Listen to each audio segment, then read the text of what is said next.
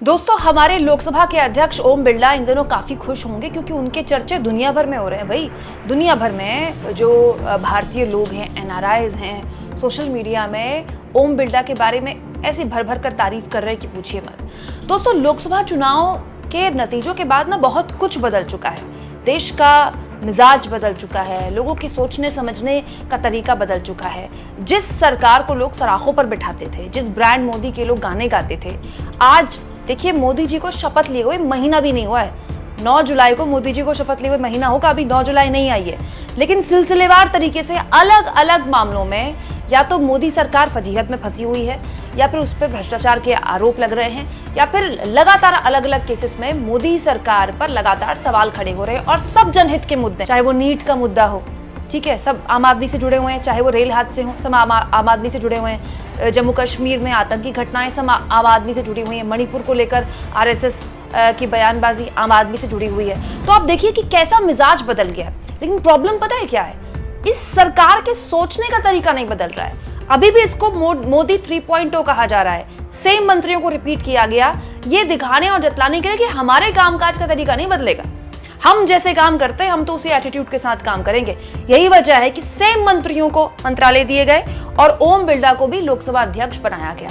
लेकिन प्रॉब्लम पता है क्या है? ना तो ओम बिरला ये बात समझ पा रहे हैं, ना ये सरकार समझ पा रही है कि लोकसभा के अंदर भी मिजाज बदल गया है। और ओम बिरला जिस तरह से लोकसभा की कार्यवाही चला रहे हैं और जो आरोप विपक्ष के लोग उन पर लगा रहे हैं, आज से पहले जिस तरह से लोग उसको लेते थे और आज जिस तरह से लोग उसको लेते हैं, उसमें बहुत फर्क आ गया है। दोस्तों, ओम बिरला ने अभी लोकसभा की कार्यवाही चलते हुए हफ्ता भी नहीं हुआ है 18वीं लोकसभा का, 2 ऐसी चीजें की हैं जिसको लेकर जबरदस्त तरीके से विरोध हुआ है। 1-2 दिन पहले कांग्रेस के सांसद दीपेंद्र हुड्डा, जो कि काफी वक्त से सांसद हैं, मतलब पहली बार सांसद नहीं बने, उनको जिस तरह से उन्होंने हड़काया वो, और उसके बाद राहुल गांधी और मल्लिकार्जुन खड़गे, जो कि दोनों राज्यसभा और लोकसभा के नेता प्रतिपक्ष हैं, दोनों के माइक ऑफ कर दिए।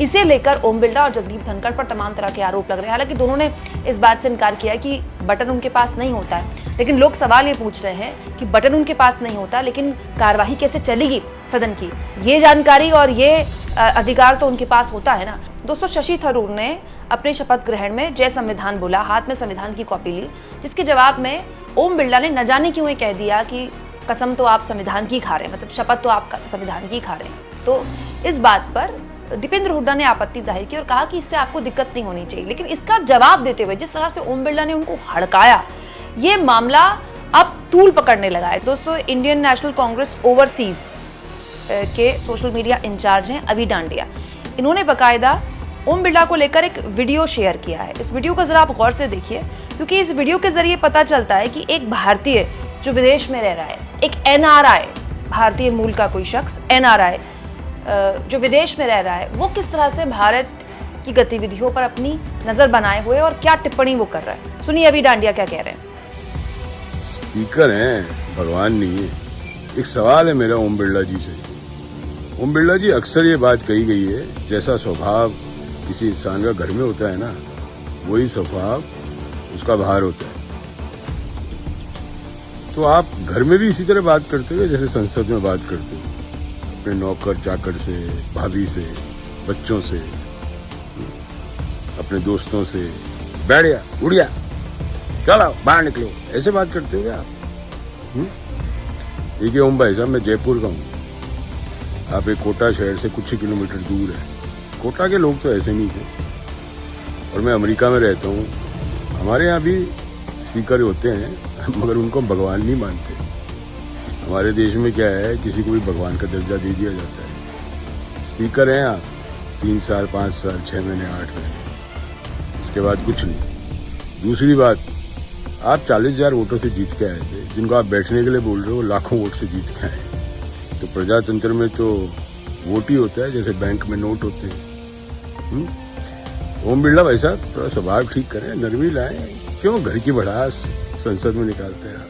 जय श्री राम। दोस्तों, अभी डांडिया का ये व्यक्तिगत वक्तव्य था, लेकिन बड़ा सवाल ये है कि ओम बिरला ने जिस तरह से दीपेंद्र हुड्डा के साथ व्यवहार किया और उसके बाद राहुल गांधी और मल्लिकार्जुन खड़गे का माइक बंद किया गया, राज्यसभा में भी और लोकसभा में, उसमें 2 तरह की बातें अलग अलग प्लेटफॉर्म्स में, चाहे पत्रकारों हो, चाहे वो कांग्रेस पार्टी के प्रवक्ता हों, उनकी तरफ से सुनाई दे रही है। एक, आप संसद के अंदर विपक्ष के नेताओं उसको क्या इस तरह से ट्रीट करेंगे? दूसरा, ये तो नियम है कि विपक्ष के नेता चाहे वो राज्यसभा में हो या लोकसभा में, आप वो कभी भी खड़े होकर किसी भी मुद्दे पर बात कर सकते हैं। उनका माइक कौन ऑफ कर रहा है?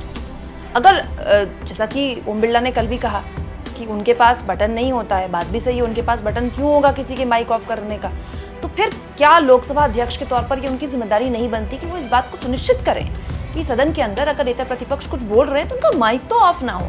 इसे लेकर बहुत से लोगों ने तमाम तरह की बातें की। पत्रकार उर्मिलेश जैसे लोगों ने इसे लोकतंत्र के लिए खतरा बताया, लेकिन इससे एक चीज साफ होती है, एक स्वभाव क्या नहीं दिखता है दोस्तों, कि जिस तरह से ये सरकार चल रही थी उसी तरह से चलती रहेगी। यही दिखाने की जोर आजमाइश सरकार की भी है, ओम बिरला की भी है, क्योंकि ओम बिरला वो लोकसभा अध्यक्ष है जिन पर पिछली लोकसभा में रिकॉर्ड सांसदों के निलंबन उन्होंने किए हैं। मतलब आजाद भारत में इतने सांसदों के, विपक्ष के सांसदों के कभी निलंबन हुए ही नहीं, रिकॉर्ड निलंबन हुए हैं। ओम बिरला के रहते हुए ओम बिरला ने ये किए हैं। लेकिन दिक्कत पता है क्या है? जो ओम बिरला नहीं समझ पा रहे हैं, जो ये सरकार नहीं समझ पा रही है, चाहे सड़क हो, देश का मिजाज हो, या फिर संसद हो या संसद का मिजाज हो, पूरी तरह से बदल गया है। आप इस तरह से, जिस तरह से 5 साल से सरकार चली या फिर 10 साल से सरकार चली, अब इस तरह से ना तो संसद में कार्यवाही चला सकते हैं, ना ही सड़क में चला सकते हैं। अगर आप ऐसा करते हैं, आप ऐसा कहेंगे किसी को क्या फर्क है, सरकार को थोड़ी कोई फर्क है, सरकार तो अब भी इसको मोदी 3.0 कहती है, सरकार तो ये कहती है कि उसके खिलाफ कोई गुस्सा भी नहीं है। अगर ऐसा जारी होता रहा, मैं आपको लिख के दे रही हूं दोस्तों, 1-1.5 साल के अंदर इस सरकार को लेकर इतनी नाराजगी पैदा हो जाएगी ना, इतनी नाराजगी कि बीजेपी वाले झेल नहीं पाएंगे। विधानसभा चुनाव के बाद ऐसी स्थितियां पैदा हो जाएंगी कि बीजेपी की कई सरकारों में, राज्य सरकारों में अस्थिर होने की स्थिति पैदा हो जाएगी, क्योंकि जनता का मिजाज बदल चुका है। ये पता नहीं बीजेपी वाले एक्सेप्ट क्यों नहीं कर पा रहे हैं। आपको क्या लगता है दोस्तों, क्या ओम बिरला इस बात को एक्सेप्ट करेंगे कि संसद के अंदर विपक्ष की पहले वाली स्थिति नहीं रही, माइक ऑफ करना या फिर इस तरह से विपक्ष के सांसदों को डांट कर बैठाना, ये अब नहीं चलेगा? दोस्तों, इस पूरे मुद्दे पर कांग्रेस पार्टी ने भी जबरदस्त तरीके से हमला बोला। जब मल्लिकार्जुन खड़गे का माइक ऑफ किया गया तो बाहर आए, उन्होंने मीडिया से बात की और कहा कि मैं लगातार हाथ उठाकर जो राष्ट्रपति हैं जगदीप धनखड़, जो चेयर में बैठे हुए थे राज्यसभा में, उनसे अपना ध्यान आकर्षित करने की कोशिश करा था, लेकिन उन्होंने सुना नहीं। तब मैं खड़ा हुआ और मैंने वेल पे जाकर बात की, लेकिन उसके बावजूद भी मेरे साथ इस तरह का व्यवहार किया गया। इसके अलावा सुप्रिया श्रीनेत ने भी बाकायदा एक वीडियो जारी करके कहा कि लोकसभा के अंदर हम जो उम्मीद कर रहे थे ऐसा नहीं होने वाला है और संसद की कार्रवाई वैसे ही चलेगी जैसे पिछले 5 सालों से चल रही थी। पेपर लीक पर पेपर लीक और बार बार परीक्षाएं रद्द होने से इस देश का युवा उद्वेलित है। 24 लाख बच्चों ने जिन्होंने नीट का इम्तिहान लिखा था, वो असमंजस की स्थिति में है कि क्या परीक्षा दोबारा होगी, क्या परीक्षा रद्द होगी। पेपर लीक होने की खबरें हैं, सरकार अभी तक कुछ कह नहीं रही है और इसी संवेदनशील मुद्दे को आज समूचा विपक्ष सदन में उठाना चाहता था।